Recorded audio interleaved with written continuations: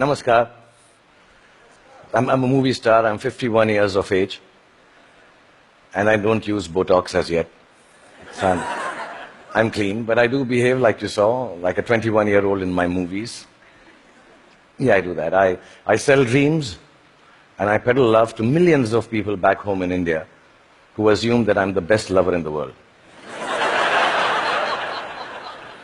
If you don't tell anyone, I'm going to tell you I'm not, but I never let that assumption go away. I've also been made to understand there are lots of you here who haven't seen my work, and I feel really sad for you.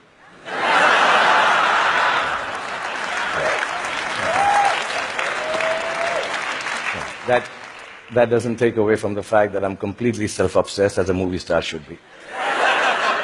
And that's when my friends Chris and Juliet called me here to speak about the future you. Naturally, it follows I'm going to speak about the present me.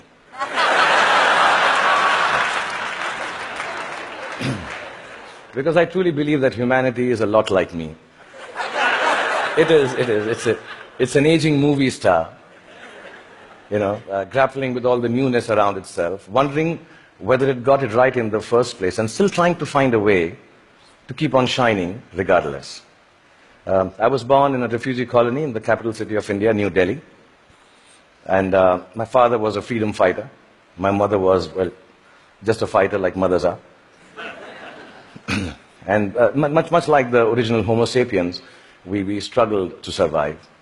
When I was in my early 20s, I lost both my parents, which I must admit seems a bit careless of me now.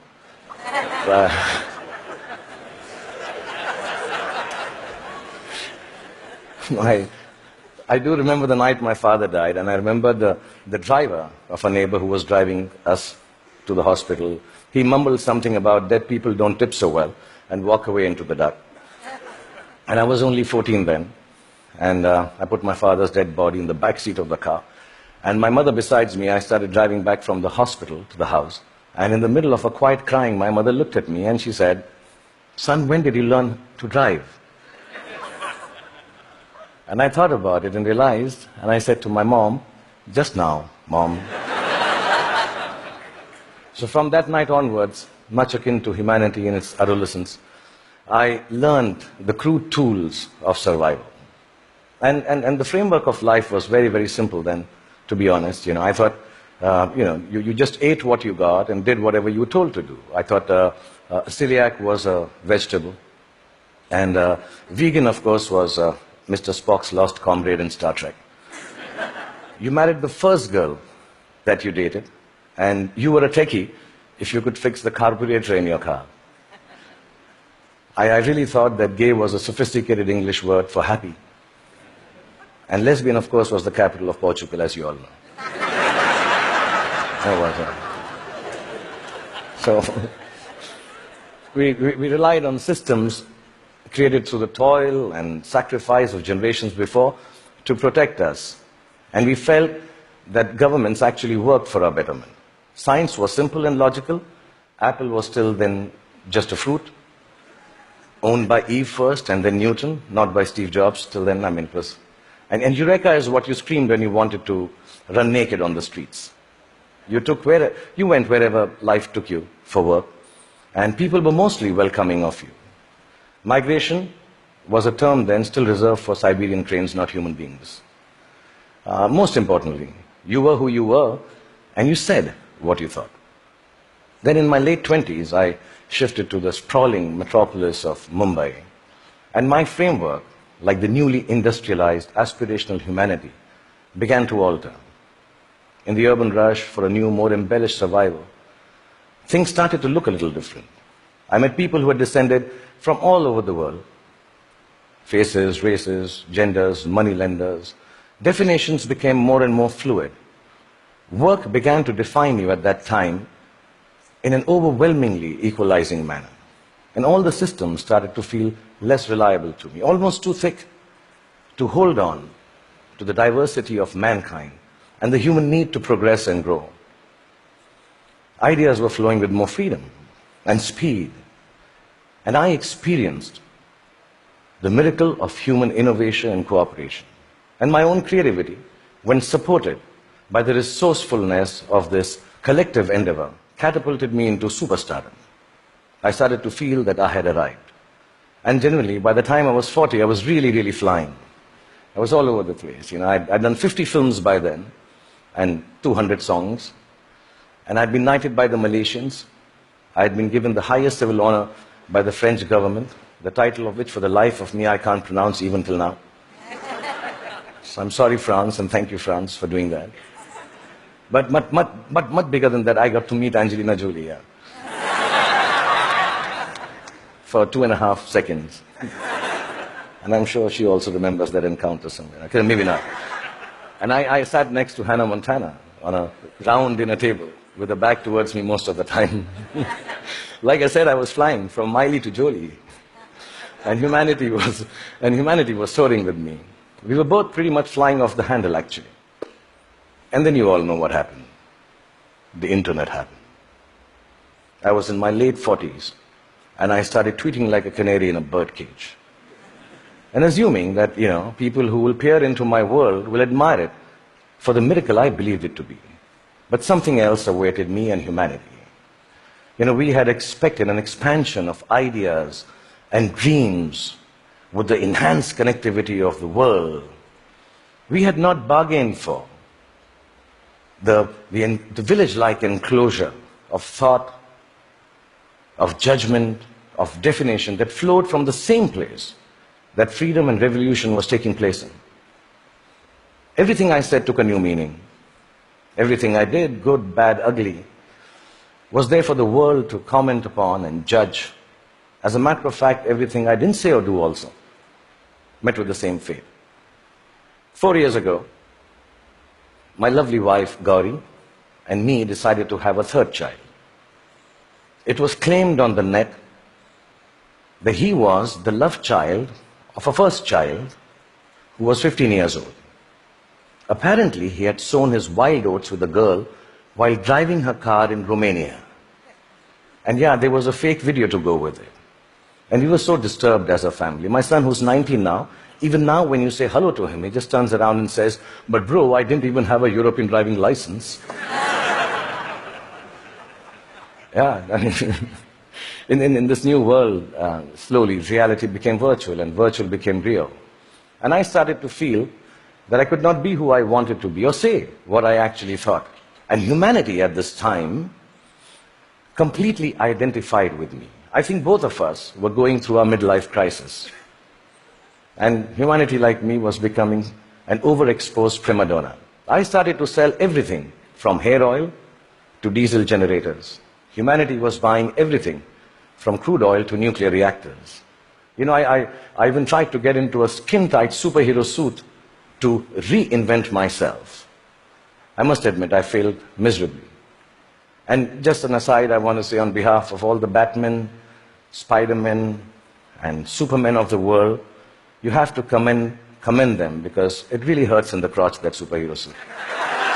Yeah, I'm being honest, I need to tell you this, yeah. Really. And accidentally, I happened to even invent a new dance form, which I didn't realize, and it became a rage. So if it's all right, and you've seen a bit of me, so I'm quite shameless, I'll show you. It was called the lungi dance. So if it's all right with you, I'll just show you. I'm talented otherwise, yeah. So it went something like this. Lungi dance, lungi dance, lungi dance, lungi dance, lungi dance, lungi dance, lungi dance, lungi dance, lungi dance, lungi dance, lungi dance, lungi. That's it. It became a rage. It really did. Like you noticed, nobody could make any sense of what was happening except me. And I didn't give a damn, really, because the whole world and whole humanity seemed as confused and lost as I was.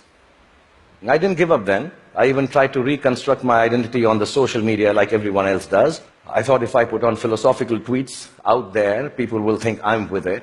But some of the responses I got for those tweets were extremely confusing acronyms, which I didn't understand. You know, ROFL, LOL. Adidas, somebody wrote back to one of my more thought-provoking tweets. And I was wondering, why would you name a sneaker? I mean, why would you write back a name of a sneaker to me? And I asked my 16-year-old daughter, and she enlightened me. Adidas now means, all day I dream about sex. So really, I don't know if you know that. And so I wrote back, WTF in bold to Mr. Adidas, thanking secretly that some acronyms and things won't change at all. WTF. But here we are. I'm 51 years old, like I told you, and mind-numbing acronyms notwithstanding, I just want to tell you, if there has been a momentous time for humanity to exist, it is now. Because the present you is brave. The present you is hopeful. The present you is innovative and resourceful. And of course, the present you is annoyingly indefinable. And in this spellbinding, imperfect moment of existence, feeling a little brave just before I came here, I decided to take a good hard look at my face. And I realized that I'm beginning to look more and more like the wax statue of me at Madame Tussauds. Yeah, and in that moment of realization, I asked the most central and pertinent question to humanity and me. Do I need to fix my face? Really, I'm an actor, like I told you, a modern expression of human creativity. The land I come from is the source of inexplicable but very simple spirituality. In its immense generosity, India decided somehow that I, the Muslim son of a broke freedom fighter who accidentally ventured into the business of selling dreams, should become its king of romance, the Badshah of Bollywood, the greatest lover the country has ever seen. With this face. Yeah, which has alternately been described as ugly, unconventional, and strangely, not chocolatey enough. Yeah. The people of this ancient land embraced me in their limitless love. And I've learned from these people that neither power nor poverty can make your life more magical or less torturous. I've learned from the people of my country that the dignity of a life, a human being, a culture, a religion, a country, actually resides in its ability for grace and compassion. I've learned that whatever moves you, whatever urges you to create, to build, whatever keeps you from failing, whatever helps you survive, is perhaps the oldest and the simplest emotion known to mankind. And that is love. A mystic poet from my land famously wrote, Pothi padi padi jug bhaya, pandit bhaya na koi. Pothi padi padi jug bhaya na pandit koi. Dhai aakhar prem ke, pade so pandit hoy. Which loosely translates into that whatever, yeah, if you know Hindi, please clap. Yeah, it's very difficult to remember. Which loosely translates into actually saying that all the books of knowledge that you might read and then go ahead and impart your knowledge through innovation, through creativity, through technology. But mankind will never be the wiser about its future unless it is coupled with a sense of love and compassion for their fellow beings. The 2.5 alphabets which form the word prem, which means love, if you're able to understand that and practice it, that itself is enough to enlighten mankind. So I truly believe the future you has to be a you that loves. Otherwise, it will cease to flourish. It will perish in its own self-absorption. So you may use your power to build walls and keep people outside. Or you may use it to break barriers and welcome them in.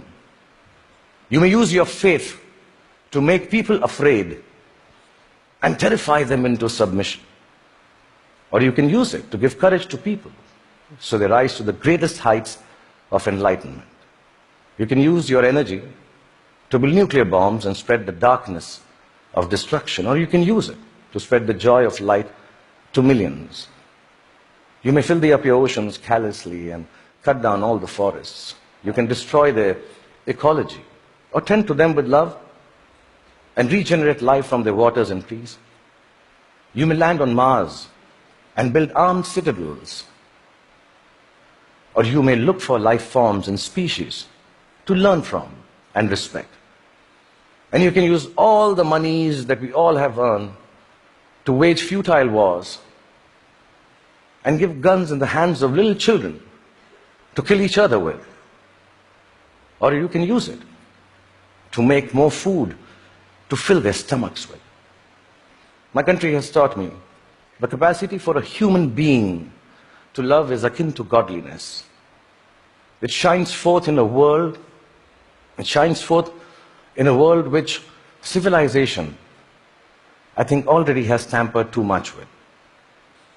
In the last few days, the talks here, the wonderful people coming and showing their talent, talking about individual achievements, the innovation, the technology, the sciences, the knowledge we are gaining by being here in the presence of TED Talks and all of you, are reasons enough for us to celebrate the future us. But within that celebration, the quest to cultivate our capacity for love and compassion has to assert itself just as equally. So I believe the future you is an infinite you. It's called a chakra in India, like a circle. It ends where it begins from to complete itself.